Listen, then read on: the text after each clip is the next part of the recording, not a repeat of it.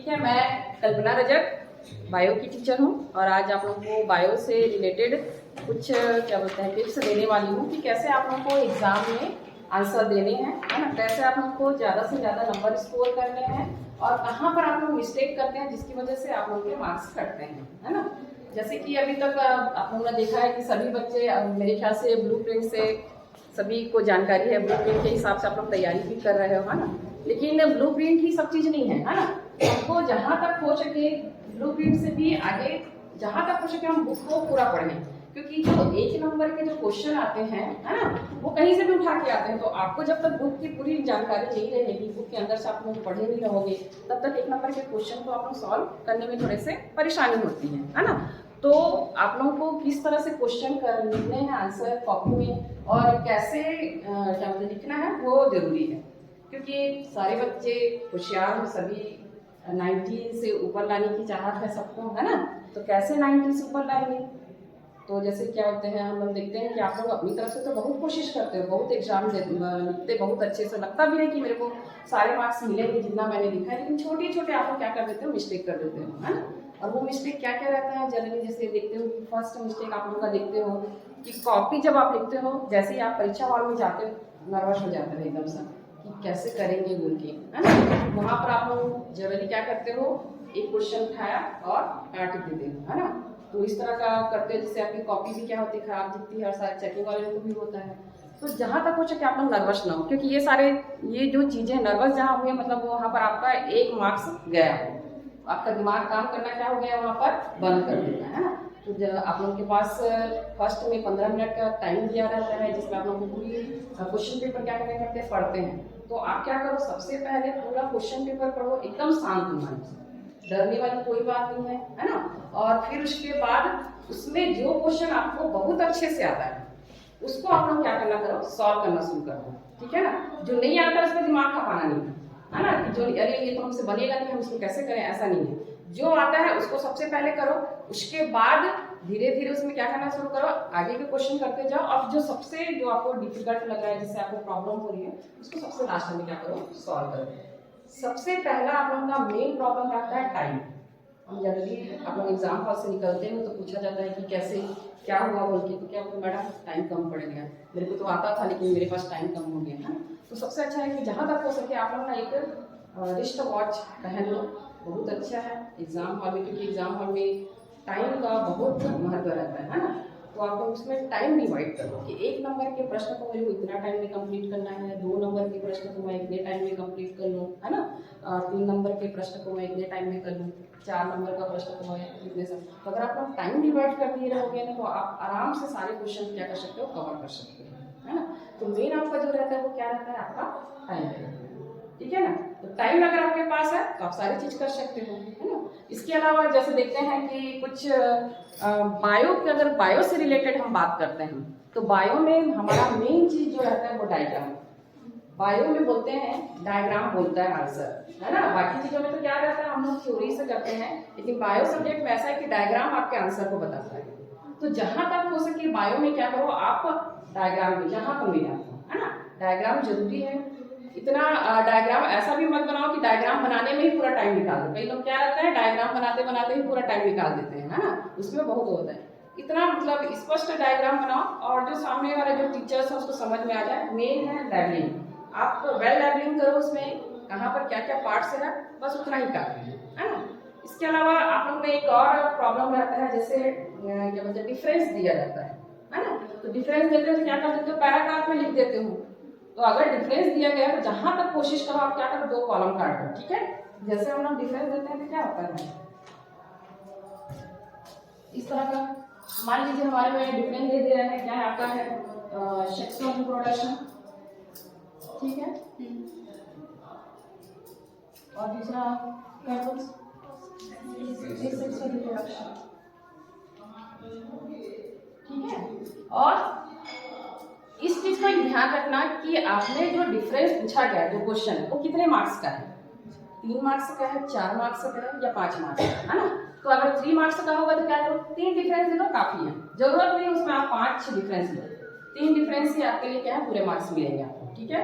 और अगर 5 मार्क्स का है तो 5 डिफरेंस दे दो, और एक चीज और है, जैसे हम लोग बायो में जो 1 से लेके 5 तक के जो प्रश्न रहते हैं वो अति लघुत्तरीय रहते हैं, और उसमें जो शब्द सीमा रहती है, सब देखना सभी क्वेश्चन में शब्द सीमा लिखा हुआ रहता है, तो आप लोग उस शब्द सीमा को विशेष ध्यान दें। 1 नंबर का प्रश्न यदि आया है तो आप उसको शॉर्ट फॉर्म्स में ही दो, अगर एक शब्द में दे रहे हो तब तो और ज्यादा बेटर है ना।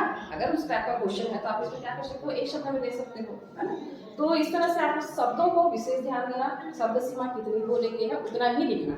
कई बार ऐसा होता है कि 1 नंबर का प्रश्न है, हालांकि वो दीर्घ उत्तरी भी बन सकता है, 1 नंबर का प्रश्न और लघु उत्तरी भी बन सकता है। तो क्या होता है, हम दीर्घ उत्तरी याद किए रहते हैं, हम देखते नहीं है कि कितने नंबर का प्रश्न है, कितने शब्द हैं, और क्या करते हैं उसका एकदम एक्साइटेड हो जाता है, अरे हमने जिसको तो याद किया तो पूरा 5 लाइन लिखते हैं, मिलेगा आपको 1 ही नंबर, है ना। तो आप क्या करना है, उसको 1 नंबर का प्रश्न है तो ज्यादा से ज्यादा 1 या 2 लाइन लिखो, उससे ज्यादा लिखने की मेन खाली डेफिनेशन, अगर डेफिनेशन पूछे तो ऑनली डेफिनेशन दे, तो एक एग्जांपल से हो गया कंप्लीट, ठीक है, उसमें ज्यादा नहीं लिखना है। उसी प्रकार से 2 नंबर का प्रश्न में भी शब्द सीमा दिया रहता है, 3 नंबर के में भी दिया रहता है ना, तो उन शब्द सीमा को विशेष ध्यान देना। इसके अलावा जनरली देखते हैं हम लोग मार्क्स किसमें कटता है, बायो वाले लोग का जो हमारा इकोलॉजिकल जो रहता है पार्ट्स है ना, पारिस्थितिक तंत्र वाला जो है, प्रदूषण वाला जो है, पर्यावरणीय जो मुद्दे हैं, उनमें बच्चे खासकर उनमें आप लोग के मार्क्स करते हैं। जैसे मान लीजिए सिंपल से उदाहरण, एक क्वेश्चन आता है, जल प्रदूषण से आप क्या समझते हैं, या फिर भूमि प्रदूषण से आप क्या समझते हैं, तो हम लोग क्या करते हैं, पूरे निबंध की तरह लिख देते हैं। 5 नंबर के प्रश्न में आता है, 4 नंबर के प्रश्न में आता है ना, और उसको हम क्या करते हैं, पूरे एक निबंध की तरह लिख देते हैं। तो निबंध की तरह लिखते हैं मीन्स एक पूरा पैराग्राफ जैसे लिख देते हैं, तो वैसा नहीं लिखना है आपके पास। कितने नंबर का है, 5 नंबर का। मान लीजिए प्रश्न कितने आया, 5 नंबर का है, ठीक है। तो आपको उस प्रदूषण में क्या करोगे, प्रदूषण क्या है पहले उसका डेफिनेशन लिखो, और किन किन वजह से होता है उसको टॉपिक वाइज दो, है ना। इस वजह से होता है जल प्रदूषण आपका, सबसे पहले जैसे मवेशियों को नहाने से होता है, फर्स्ट टॉपिक। दूसरा आप क्या करते हैं, कूड़ा कचरा डालने से होता है। तीसरा आप क्या कर देते हैं, नालियों को कनेक्ट कर देने से है। चौथा, तो इस तरह से 1 2 3 करके अगर आप टॉपिक दिए, 5 टॉपिक दे दो बस, उसके अंदर 2 2 3 3 लाइन लिख दो, आपको पूरे 5 ही मिलेंगे। लेकिन हम लोग क्या करते हैं, जनरली मार्क्स जो कटता है इसी के कारण से होता है कि आप लोग पूरे एक पैराग्राफ के रूप में लिख देते हो। तो पैराग्राफ में लिखते हैं तो क्या होता है, उसमें 1 मार्क्स आप लोग का कट जाता है। तो अगर आप क्या करोगे, इस तरह के टॉपिक बाय टॉपिक दोगे तो क्या होगा, आपको पूरे मार्क्स मिलेंगे। लेकिन इसे काटने की गुंजाइश ही नहीं है, आपने तो पूरा टॉपिक दिया है ना। पहला क्या दे दिया है कि हम क्या बोलते हैं, हमारा जो जल प्रदूषण है वहां पर हम क्या करते हैं, नदियों और तालाबों में क्या करते हैं, मवेशियों को नहलाते हैं, है ना। दूसरा टॉपिक हम क्या दे देते हैं, शहरों की जो नालियां वगैरह होते हैं उसको हम क्या कर देते हैं, कनेक्ट कर देते हैं किससे, तालाबों से या फिर क्या बोलते हैं नदियों से, तो उसमें भी आपको पूरे मार्क्स मिलेंगे, है ना। फिर उसके बाद तीसरा आप लिख सकते हो कि घर से जो निकले हुए कूड़े कचरे हैं, या फिर जो हम हमारे जो अंधविश्वास जो होता है या फिर अवधारणाएं जो हैं, जैसे कि पूजा पाठ में हमने जो फूल वगैरह यूज किए हैं उसका हम लोग विसर्जन करते हैं, या फिर मूर्तियों का विसर्जन करते हैं, जिसकी वजह से, तो उसका आप क्या करते हो, टॉपिक वाइज। तो 5, अगर आपने 5 टॉपिक्स दिया तो आपको पूरे 5 मार्क्स मिलेंगे, ठीक है।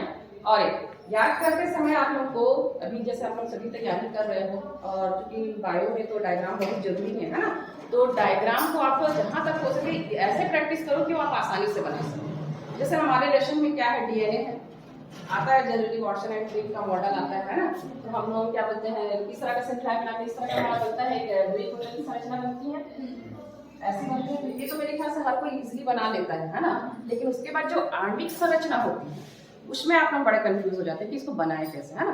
तो सिंपल सा तरीका है, उसका सिंपल तरीका निकाल लो। क्या करो, सभी को मालूम है डीएनए की संरचना, सभी को मालूम है, जान रहे हो ना। क्या होता है डीएनए, पॉलीन्यूक्लियोटाइड श्रृंखला होती है ना।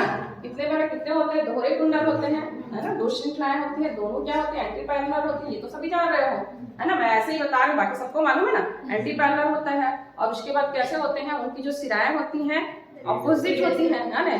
अगर एक श्रृंखला का 3 प्राइम सिरा होगा तो दूसरे का क्या होगा, 5 प्राइम सिरा होता है, सब मालूम है ना। तो इस तरह से जैसे क्या है, हमारा ये श्रृंखला हो गया, तो अब उसका हम आणविक, जनरली बच्चे इसी में कंफ्यूज होते हैं, इसी को बनाने में बहुत टाइम वेस्ट करते हैं, है ना। अच्छा, डीएनए का डायग्राम आ रहा है तो खाली आप ये श्रृंखला मत बनाओ, साथ में आपको उसको आणविक श्रृंखला की भी संरचना देना जरूरी है, तो आपको पूरे मार्क्स मिलेंगे, है ना। अगर आप खाली क्या बनाओगे, कुंडली संरचना बनाओगे, तो उसमें आपको मार्क्स क्या मिलते हैं, कम मिलते हैं। तो जहां तक हो सके आप दोनों को क्या करते हैं, देने की कोशिश करो। तो सिंपल से देखो, डायग्राम कैसे बनाओ, ऐसे डब्बा डब्बा बना दो पहले, इस तरह से इजी वे। जब कोई परेशानी नहीं होगी, ठीक है ना। कितने 4 5 यहाँ पे बना दो, ठीक है ना। फिर उसके बाद 2 सीखना है तो हमको क्या करने पड़ेंगे, 2 बनाने पड़ेंगे ना। अब ये जिस तरह हमने क्या बोला एंटी पैरेलल होता है, मींस क्या करेंगे उसको उल्टा कर दो, इसको हम क्या कर देते हैं यहाँ पर उल्टा कर देते हैं। वाह, कोई परेशानी नहीं होगी डायग्राम बनाने में। आप लोग जस्ट लिखे क्या करोगे, एक दूसरे के सामने, थोड़ा मेरा गड़बड़ हो गया है यहाँ पर, जस्ट एक दूसरे के क्या करोगे सामने करोगे, जैसे इसके है ना इस तरह से।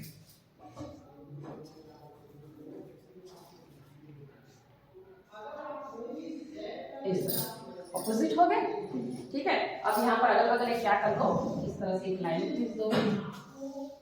ये आपका क्या हो जाएगा 5 डैश हो जाएगा, तो ये आपका क्या हो जाएगा 3 डैश हो जाएगा, है ना।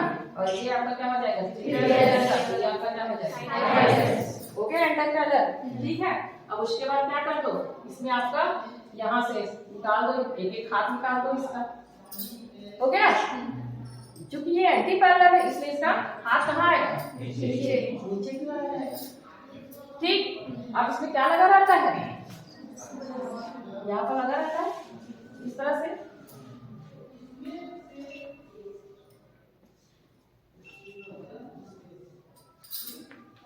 ठीक है। ये क्या है और ये क्या है, गुड, सब याद है मेरे ख्याल से, है ना। कर सकते हो इसमें, हो गया ना। और ये अब इससे क्या जुड़े रहते हैं, नाइट्रोजन बेस जुड़े रहते हैं।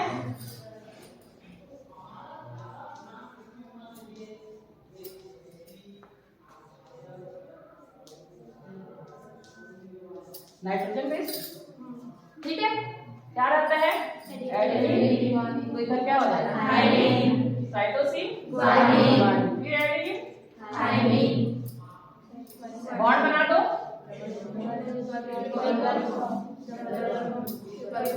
ठीक है। अब ये हो गया आपका, अब इसको कनेक्ट कर दो इसको इस तरह से, बन गया। बना सकते हो, कितने मिनट का काम है, मुश्किल से 1 मिनट लगेगा, बन जाएगा ना डायग्राम। तो इस तरह से जो भी आपके बुक्स में जो डायग्राम है उसको आप क्या करो इजीली वे में बनाओ, और इतना प्रैक्टिस करो कि वहां पर आपको डायग्राम बनाने के लिए टाइम ना लगे, तो उससे आपको क्या टाइम बचेगा, है ना, लेकिन इसमें आपको पूरे मार्क्स भी मिल जाएंगे, ठीक है ना। तो इस तरह से मेन क्या चीज है आपका बायो में जो डायग्राम होता है, हम लोग जनरली देखते हैं बच्चे डायग्राम में फिर मिटाते हैं, फिर बनाते हैं, उसको बहुत करते रहते हैं, तो ऐसा नहीं करना है आप लोगों को, है ना। आप लोग उस डायग्राम को अच्छे से क्या कर लो प्रैक्टिस कर लो, और ताकि आप वो एग्जाम हॉल में क्या कर लो आसानी से बना सकते हो, ठीक है ना।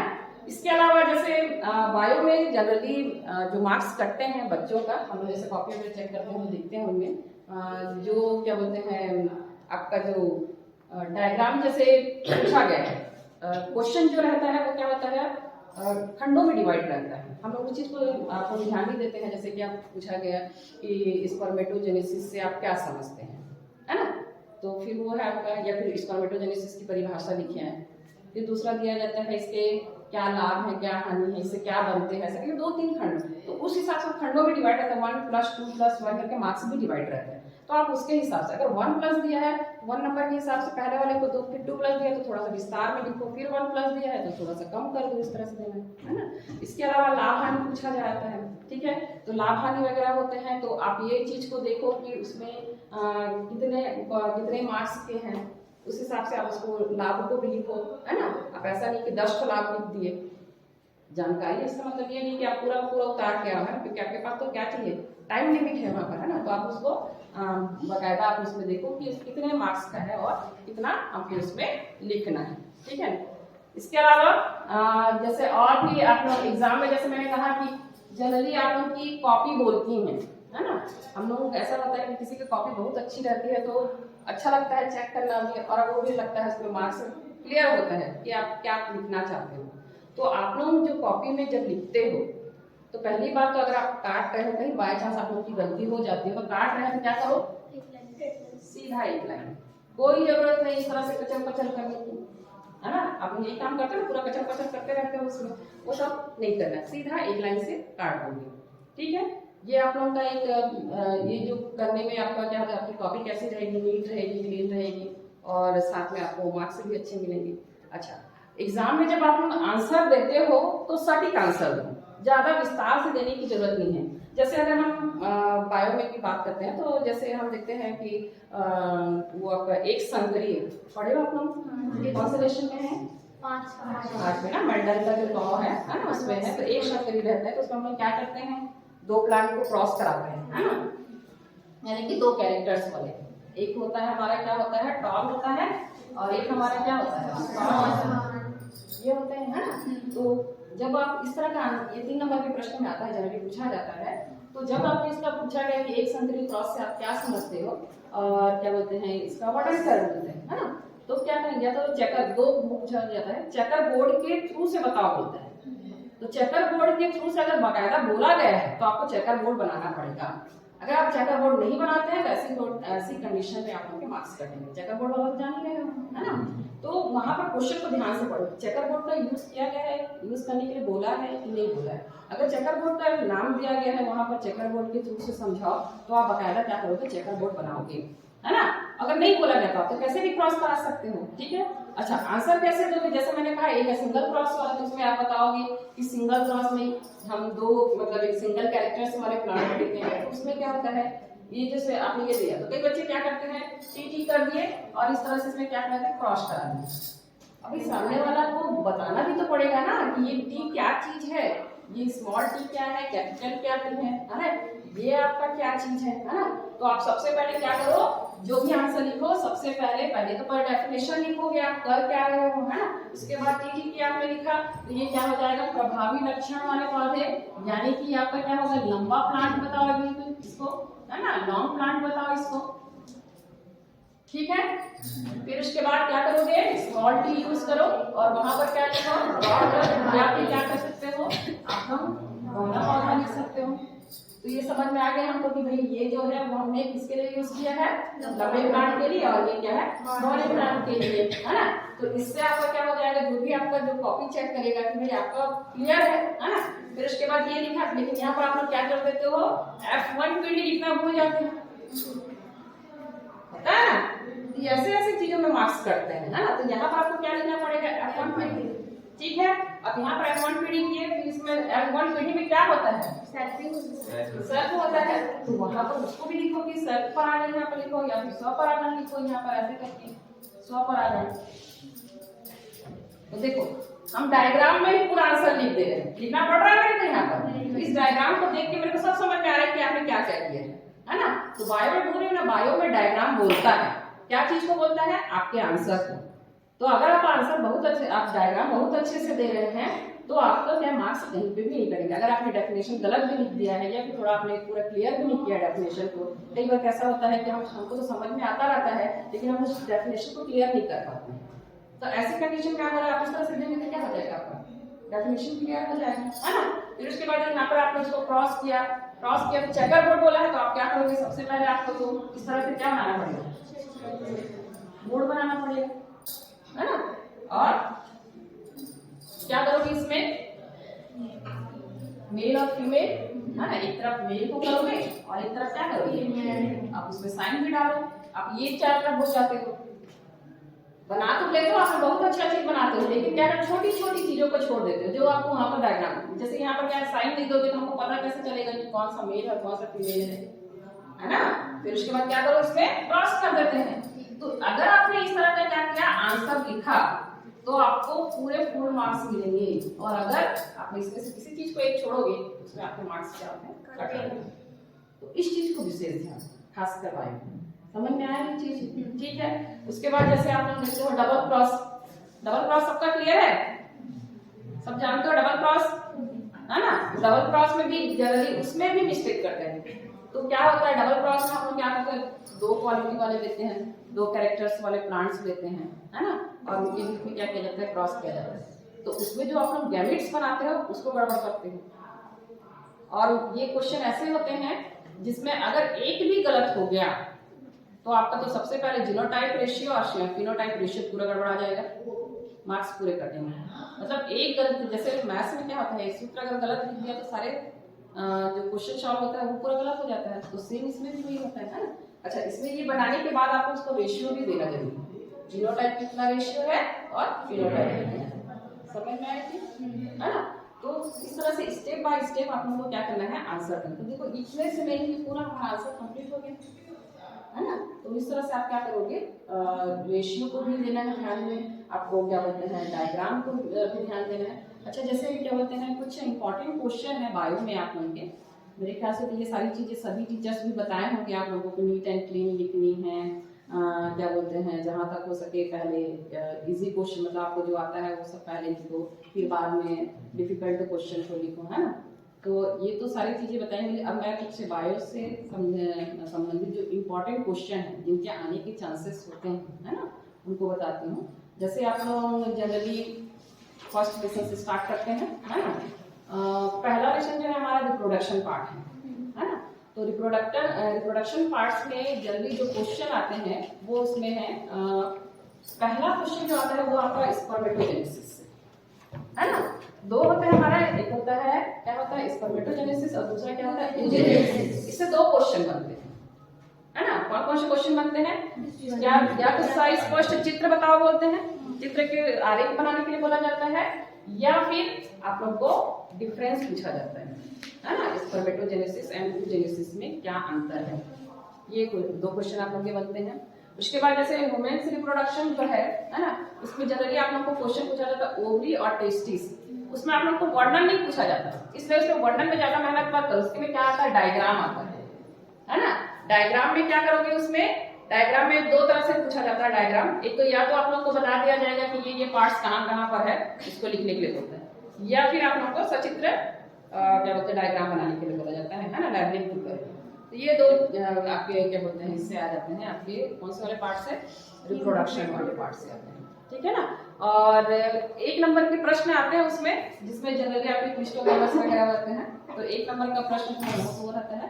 फिर उसके बाद आप लोग का जो उससे आपका हेल्थ से आता है, रिप्रोडक्शन से आपका क्या होता है, रिप्रोडक्शन हेल्थ से आता है, जिसमें आप लोग को शॉर्ट जो टर्म्स रहते हैं, ठीक है ना।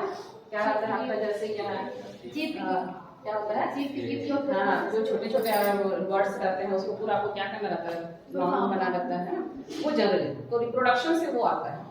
एक चीज और आता है, जैसे उसमें पूछा जाता है कि क्या बोलते हैं जनसंख्या वृद्धि के कारणों के नाम बताओ, है ना। तो अगर जैसे मैंने बताया ना, जनसंख्या वृद्धि से अगर पूछा जाए तो कैसे दोगे आप उसको, बहुत जरूरी है। बिना पॉइंट्स के अगर आप नंबर लिखे तो आपको उसमें मार्क्स नहीं मिलेंगे। जनसंख्या वृद्धि है या फिर और भी कुछ कारण पूछे जाते हैं तो उसके आपको किसमें दोगे, पॉइंट्स को बहुत याद रखना। बिना पॉइंट्स के कोई भी आंसर नहीं दोगे, जितना नंबर है उतने पॉइंट्स दे दो, आपको पूरे मार्क्स मिलेंगे, है ना। तो पॉइंट्स विशेष ध्यान देना है, ठीक है। तो उस तरह का आपका रिप्रोडक्शन हेल्थ से उस तरह का क्वेश्चन आएंगे, ठीक है। इसके बाद आपका जो सेकंड लेसन जो होता है ना, सेकंड लेसन क्या है आपका क्या बोलते हैं जेनेटिक्स से क्वेश्चन आता है जनरली, जिसमें मेंडल का है ना। तो मेंडल में आपका क्या आ जाएगा, क्रॉस वाला आ जाएगा, है ना। क्रॉस में आपका सिंगल क्रॉस चांसेस ज्यादा रहता है, डबल क्रॉस को बहुत कम पूछा जाता है।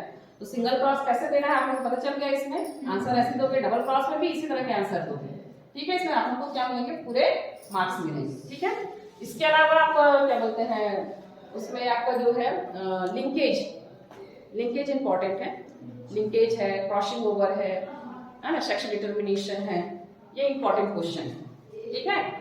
तो ये इनसे आपको 3 नंबर के प्रश्न पूछे जाते हैं, इनसे लिंकेज से, सेक्स डिटर्मिनेशन से और आपकी क्या है क्रॉसिंग ओवर से, है ना। एक और है जो हर साल क्वेश्चन आता है, बताओ क्या है, आप लोग पढ़े होंगे, हाँ, है ना। हमारा क्या आता है जो क्या होते हैं, हाँ, जो दोष वाला जो रहता है ना, जैसे कलर ब्लाइंडनेस है या फिर हीमोफीलिया है, तो उसमें देखो कभी आप लोग से डिटेल नहीं पूछता है, क्या बोलता है अरे। तो आप एक चीज का जान जाते हैं, अगर आप हीमोफीलिया का क्रॉस करना जान जा रहे हैं तो आपका कलर ब्लाइंडनेस अपने आप बनेगा। कितने मार्क्स का रहता है, 3 मार्क्स का। तो इसको तो आप लोग छोड़ो ही, बिल्कुल एकदम इसको छोड़ना ही नहीं, ये आप लोगों का बहुत इंपॉर्टेंट है और आना ही है। अगर कलर ब्लाइंडनेस नहीं आया तो हीमोफीलिया आएगा, हीमोफीलिया नहीं आएगा तो कलर ब्लाइंडनेस आएगा, है ना। क्रॉस करना मेरे ख्याल से सबको आता है, किसी को कंफ्यूजन है। अच्छा, उसमें एक चीज और गड़बड़ करते हैं, कलर ब्लाइंडनेस या हीमोफीलिया, देखो क्या करते हो,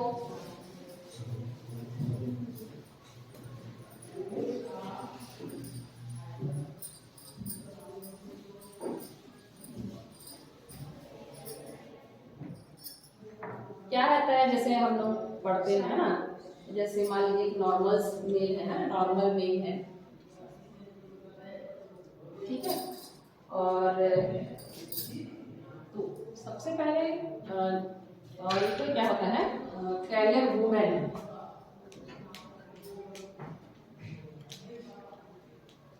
ठीक है। इन दोनों के बीच में जब मैटिंग कराई जाती है तो जो होने वाली जो चाइल्ड होते हैं वो किस तरह से होते हैं, तो आपको ये बताना पड़ेगा कि नॉर्मल मेल के लिए आपने क्या जो सिंबल यूज कर रहे हो वो किस तरह का यूज कर रहे हो, है ना।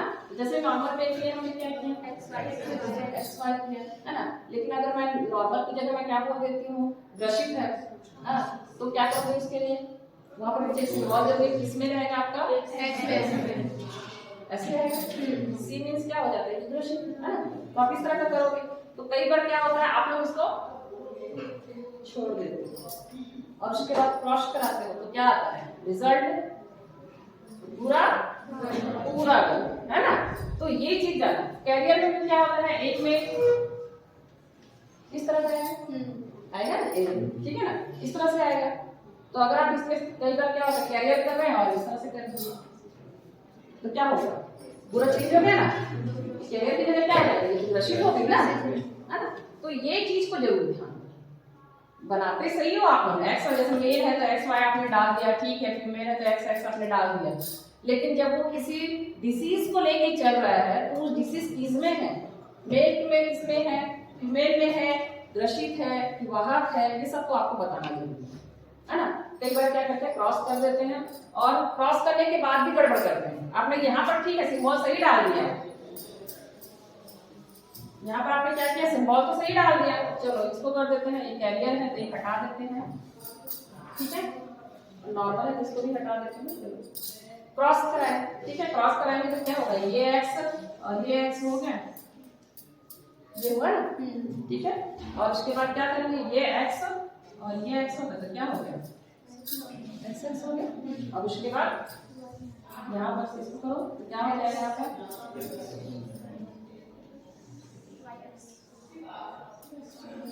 ये हुआ ना, अभी तो हमने सही बनाया, लेकिन आप क्रॉस करते समय एक को भूल गए, ठीक, हमारा पूरा रेशियो गड़बड़ा गया ना।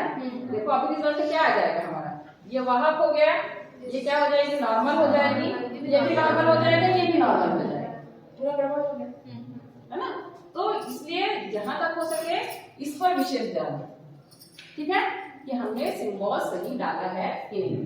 अब डालने के बाद आपको ये भी करना है कि आप परसेंट भी लिखो, है ना, कितने कितने परसेंट है। जैसे इसमें अभी क्या है, ये 25%, ये 25%, है ना, और ये 25%, ये 25%, मीन्स ये कितना हो गया, 50% हो गया, और ये आपका 25% हो गया, और ये आपका 25%, इस तरह से हुआ। तो आपको परसेंट भी देना है कि 25% जो बच्चे हैं वो क्या होंगे, वाहक होंगे, 25% बच्चे सामान्य होंगे, और 25% जो है वो भी नॉर्मल, बॉयज जो है वो नॉर्मल होंगे, और ये जो बॉयज हैं वो क्या होंगे, ग्रसित होंगे। तो यहाँ पर आप लोगों को क्या करना है, रेशियो को भी देना है ना, आप लोग रेशियो भी देते हो, उससे भी आप लोगों के क्या होते हैं, मार्क्स कटते हैं। तो ये आपको रेशियो भी देना क्या है, बहुत जरूरी है, ठीक है। यहाँ तक समझ में आ गया ये चीज। अच्छा अब आप लोग बताओ, आप लोगों को क्या डाउट्स होता है एग्जाम देने में बायोटेक्नोलॉजी से, है ना, क्या चीज में होता है बायोटेक्नोलॉजी में, मैं बताऊं, लैक ऑफ एरर में होता होगा, हाँ और किसमें होता है बायोटेक्नोलॉजी में, और किसमें होता है बताओ। तो देखो उसको याद करने का एक सही तरीका है, जैसे अभी तो आप लोग के पास बहुत कम समय रह गए हैं, पूरा डिटेल्स में पढ़ने के लिए भी आपके पास उतना टाइम नहीं है, एक टॉपिक्स को अभी पूरा डील करना, मैं तो अभी यहाँ पर डील भी नहीं कर पाऊंगी उतना, पूरे टॉपिक्स है ना, हमारे पास उतना टाइम नहीं है। लेकिन जैसे अगर आप लोगों को क्या लग रहा है, डाउट्स लग रहे हैं उसमें पूरा, मतलब जिस भी टॉपिक से, ठीक है, एक बार उसको रीड करो, रीड करने के बाद भी अगर टीचर से हेल्प ले सकते हो, टीचर से उसके बाद भी अगर समझ में नहीं आता है, तो अभी हमारे पास देखो एक सबसे अच्छा चीज है जिसको आप लोग मिस यूज करते हो, मोबाइल, है ना। आप लोग के सभी के पास मेरे ख्याल से मोबाइल है ना। अगर आपके पास, जैसे आप लोग एग्जाम के 2-4 दिन पहले आपको डाउट्स नहीं क्लियर हो रहे हैं, तो ऐसे कंडीशन में आपके पास बहुत अच्छी चीज है मोबाइल, उसमें एनिमेशन के रूप में भी कुछ टॉपिक्स दिए रहते हैं जो आपको एकदम डिफिकल्ट रहते हैं, उसमें भी इजी वे से दिए रहते हैं। तो जब आपके पास टीचर अवेलेबल नहीं हो रही है, इस कंडीशन में हो ठीक है ना। इस कंडीशन में हो कि आप टीचर के पास अभी कांटेक्ट नहीं कर सकते या फिर नहीं हो सकते, तो ऐसी कंडीशन में आप उसकी हेल्प ले सकते हैं, है ना। और जहाँ तक हो सके जेनेटिक्स पोर्शन जो है आपका बहुत अच्छा पोर्शन है, और उसमें आप एक सीक्वेंस से करो। जैसे कि हम सिंपल सा अगर हम रिकॉम्बिनेंट डीएनए की बात करते हैं, है ना, हमारे में कैसा था रिकॉम्बिनेंट डीएनए कैसे बनता है, तो सबसे पहले उसमें रिकॉम्बिनेंट डी का अगर आ रहा है क्वेश्चन तो आप उसमें टॉपिक दो।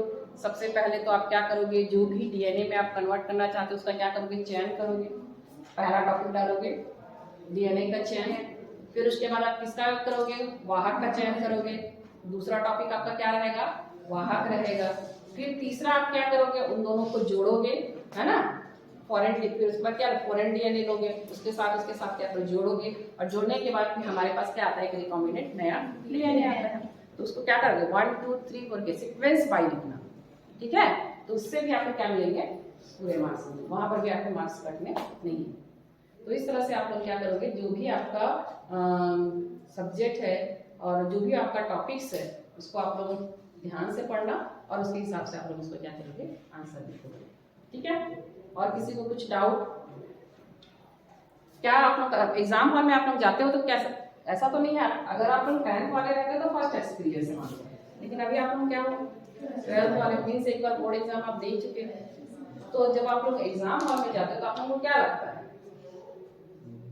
मेरे को तो जो मैं देखिए मैंने आपको बताया कि आप लोग ऐसा ही यहाँ पर मिस्टेक करते हो जिसकी वजह से आप लोगों के मार्क्स कटते हैं। आप लोग एग्जाम हॉल में जाते हो तो आप लोगों को क्या लगता है, कुछ इस तरह का डाउट्स होता है या फिर कुछ होता है तो बता सकते हो हमसे, हम सॉल्व कर सकते हैं उसको। जनरली नर्वस होते हो, है ना, जनरली क्या होते हो, नर्वस होते हो, तो इसके लिए देखो सबसे अच्छा है एकदम फ्री माइंड रहो। अच्छा एक चीज और है, याद करने का एक अच्छा तरीका, जैसे जिस भी टॉपिक में आपको प्रॉब्लम जा रहा है, क्या करो उस टॉपिक को एक कागज में लिखो। जहां आप बार बार जाते हो, कहाँ जाते हो, अपने बेड के पास जाते हो या फिर जहाँ पर स्टडी टेबल रहता है वहां पर जाते हो, वहां पर उसको क्या कर दो, चिपका दो। जितने बार जाओ एक बार देखो उसको, आज नहीं होगा कल तो याद होगा, है ना। एक और तरीका है आप लोगों को इस तरह से, जो जो टॉपिक आपको बहुत ज्यादा डिफिकल्ट लगता है उसको आप क्या करो, पेज में लिखते जाओ। एक कॉपी ले लो और उस टॉपिक को आप क्या करो, पेज में लिख लो, डील कर याद करके उसको डील कर लो, लिख लो।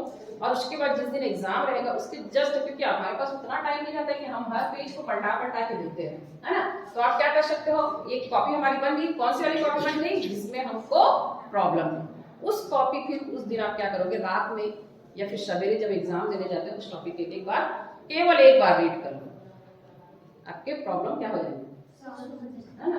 जल्दी हम लोग भूल जाते हैं, एक चीज रहता है कि कोई भी टॉपिक पढ़ते हैं पहला लाइन भूल जाते हैं, अरे याद ही नहीं आ रहा है बोलते हैं, बाकी अंदर का याद रहता है, पहला लाइन ही भूल जाते हैं। तो आपके पास वो कॉपी रहेगी तो क्या होगा, आप उसको एक बार रीड करके जाओगे तो क्या होगा, वो आपके दिमाग में बैठा रहेगा क्योंकि आपने तुरंत रीड किया है उसको। तो इस तरह से वो आपका क्या हो सकता है, जो आपकी जो आंसर है जिसको आप भूल जाते हो वो आपको हमेशा याद रहेगी। तो सबसे अच्छा है जो भी क्वेश्चन आंसर आपको याद नहीं हो रहा है उसको याद करके या फिर याद लिखो, देख कर लिखो, याद करके भी नहीं कर पा रहा तो देख के लिखो, और देख लिख के इसको कहाँ पर चिपका दो, आपके टेबल के पास, स्टडी टेबल के पास, ठीक है। और फिर उसको आप डेली उसको क्या कर सकते हो, देख सकते हो, ठीक है ना। और इस तरह से आप लोगों को वो चीज, वो डाउट्स जो होता है धीरे धीरे क्या हो जाएगा, क्लियर हो जाएगा, वो हमेशा रटा जाएगा वो चीज आपको, ठीक है। तो जहां तक हो सके बायो में डायग्राम को फोकस करो, समझ में नहीं आ रहा है, अच्छा याद करने का एक और तरीका भी है, फ्लो चार्ट बनाओ। फ्लो चार्ट बनाओगे तो वो क्या हो जाता है, बहुत आराम से याद होता है, ठीक है ना। फ्लो चार्ट बनाना आता है, बनाया हो ना, नहीं बनाते हो, कौन कौन यूज करता है फ्लो चार्ट बनाने के लिए। फ्लो चार्ट में क्या होता है, सीक्वेंसली याद करना होता है। फ्लो चार्ट जैसे मान लीजिए, है ना, फ्लो चार्ट मीन्स मान लीजिए जैसे मैं बता रही थी कि रिकॉम्बिनेंट डीएनए कैसे बनाया जाता है ना। तो रिकॉम्बिनेंट डीएनए या फिर मैं लैक ऑपेरेंट की अगर मैं बात करती हूँ, ठीक है। तो लैक ऑपेरेंट की बात करती हूँ तो लैक ऑपेरेंट में क्या होता है, जीन नियमन प्रक्रिया होती है, जीन को क्या करता है, कहाँ पर एक्टिव होना चाहिए, कहाँ पर एक्टिव नहीं होना चाहिए, इस तरह का है। तो लैक ऑपेरेंट में जैसे मैंने बताया तो सब मेरे को याद कर, मेरे को तो याद नहीं हुआ है, तो मैं तो याद करना, मैं क्या करूँगी, पहले उसको बना दूंगी, सबसे पहले क्या कर दूंगी, डेफिनेशन दे दूंगी यहाँ पर, है ना, या फिर क्या दूंगी यहाँ पर परिभाषा, ठीक है। लैक ऑपेरेंट क्या होता है उसके बारे में यहाँ पर, ठीक है। अब उसके बाद क्या क्या आता है, सीक्वेंसली लिखना है तो सबसे पहले आपका क्या होता है, रेगुलेटर आता है, फिर उसके बाद क्या आता है, प्रमोटर आता है, फिर उसके बाद क्या आता है, ऑपरेटर आता है, और उसके बाद क्या आता है, संरचनात्मक जिन्स आता है। तो देखो मैंने क्या कर लिया, बना ली फ्लो चार्ट। अब मेरे को याद हो जाएगा मेरे को क्या लिखना है, पहले परिभाषा लिखना है, फिर उसके बाद क्या आता है, उसमें क्या आता है, सबसे पहले रेगुलेटर आता है। अब रेगुलेटर क्या करता है, मैंने खाली शब्द लिखा है रेगुलेटर। रेगुलेटर क्या करता है, ये एक प्रकार का हाउसकीपिंग जीन है, वो हमेशा ओपन रहता है। क्या बनाता है, वो एक प्रकार का विशेष प्रकार का प्रोटीन बनाता है ना। हो गया मेरा रेगुलेटर। इसके बाद क्या करेंगे, प्रोमोटर है ना। प्रोमोटर में क्या होता है, हमारा जो क्या बोलते हैं डीएनए में, डीएनए बनाने, डीएनए रिप्लिकेशन में जो एंजाइम यूज होता है उसको क्या बोलते हैं, डीएनए पॉलीमरेज एंजाइम होता है, उसको ये क्या करता है, बनाने का काम करता है। फिर उसके बाद क्या होगा, इस प्रमोटर से जो एंजाइम जो बनता है वो इस ऑपरेटर में आके क्या होता है, जुड़ता है ना। इस ऑपरेटर में आके क्या होता है, जुड़ता है। तो वो क्या करता है, ऑपरेटर में आके जुड़ जाता है तो क्या होगा, वहां पर हमारा जो आगे का सीक्वेंस जो है आरएनए रिप्लिकेशन की जो प्रक्रिया है, आरएनए बनने की जो प्रक्रिया वो क्या हो जाती है, बंद हो जाती है। और अगर नहीं जुड़ता है तो कंडीशन में हमारा नया आरएनए बनता है, जैसे प्रोटीन बनता है, प्रोटीन से क्या बनता है, जीन जो कार्य करते हैं। तो इस तरह से अगर आप क्या करोगे, फ्लो चार्ट बना लोगे तो इससे भी क्या होगा, आपको आसानी से याद हो जाएगा। ठीक है ना। तो इस तरह से आप लोगों को विशेष ध्यान देना है कि कैसे इसको करना है। ठीक है, और किसी को कुछ पूछना है बताओ। नहीं, क्लियर है पूरा बायो। ठीक है, फिर अच्छे से करना सर। और किसी को कुछ पूछना है, डाउट तो बताओ सर। Complete ma'am.